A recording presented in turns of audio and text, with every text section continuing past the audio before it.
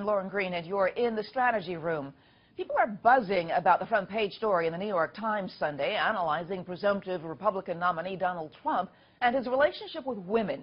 Already, some are pushing back on the piece, including one woman mentioned in the story as one of the businessman's ex-girlfriends who says she was misquoted. Here she is on Fox and Friends Monday.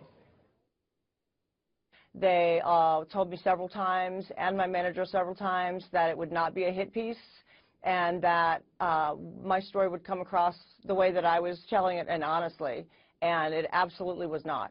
They did take quotes from what I said, and they put a negative connotation on it. They spun it to where it appeared negative. I did not have a negative experience with Donald Trump. Well, joining me now with reaction are Democratic strategist Douglas Smith, and Republican strategist Robert O'Brien. Welcome to you both. Thank you. Okay, Good morning, so Robert, I want to start with you. What do you make of the New York Times piece? And then, of course, Ms. Brewer-Lane's remarks. Well, every time there's a hit on Donald Trump, it somehow seems to inure to his benefit. I mean, we know the New York Times is not favorable to Republican candidates. They never have been. Donald Trump has weak poll numbers among women, so they hit him where they thought it would hurt. And already they've been accused by one of the interviewees of taking her comments out of context. She's come out and said that Mr. Trump was gracious on Fox and that she enjoyed her relationship with him. The other thing that was interesting about the article is it talked about the fact that 20 years ago in the construction industry, which is notoriously not considered a good industry for women executives, Mr. Trump was promoting women. So, again, I don't think this is going to have much effect on Donald Trump, just like other hit pieces on him haven't. And I think the New York Times may risk their credibility a little bit here. Douglas, what do you think?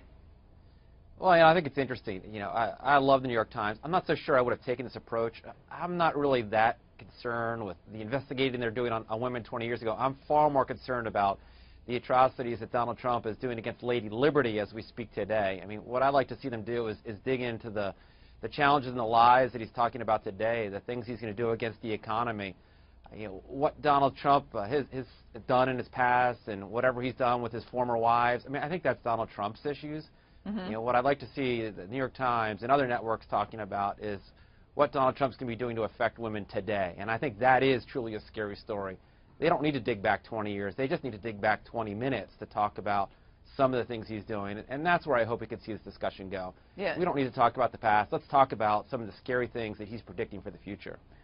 Robert, because we don't know too much about Donald Trump's sort of political skills, I mean, is it fair to dig into his personal life or any candidate's personal life like this? I mean, are these valid concerns? Well, I think vetting to the candidates, especially candidates for president, is a legitimate activity for news organizations, and I think it's going to happen. I think for the New York Times, which lacks a little objectivity when it comes to Mr. Trump, even their nominally conservative writers like David Brooks are part of the Never Trump movement. To dig into his personal life when he was a single guy dating, I'm not sure that is the information the voters need. I also think it opens up Hillary Clinton and Bill Clinton, who have a somewhat checkered past when it comes to how they've both treated women, to some scrutiny. And I'm sure that's something, frankly, the Clinton campaign doesn't welcome. I don't think the Clinton campaign was probably very happy about this article because it's going to put pressure on other news agencies to do some investigation back into the 80s and 90s on the Clintons. And again, I agree with Doug. I think this is a conversation about America's future, and I don't think probably either. I don't think it helps the Times or the Clinton campaign.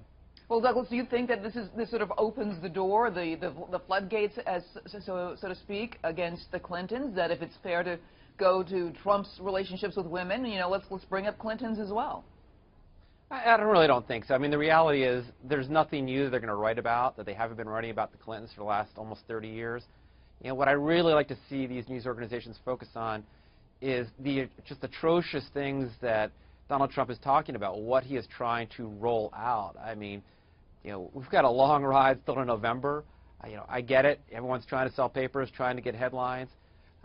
What Donald Trump was doing while he was going through his multiple divorces, that's Donald Trump's business as far as I'm concerned. What I really want to hear us talking about is a little more clarity on some of these pretty crazy policies that he's been floating out there, whether it's what we're going to do about our deficit and other things. And we'll let the chips fall where they may. I think where Hillary Clinton wants to see this debate going is the future, because that's what she's running for. She's running for the next 4 years and wants to talk about that. And I think the Clinton campaign very much looks forward to a head-on with Donald Trump, talking about their very, very different views on where this country needs to go. Yep. All right, Alan, thank you so much, Douglas, and Robert, for being here today.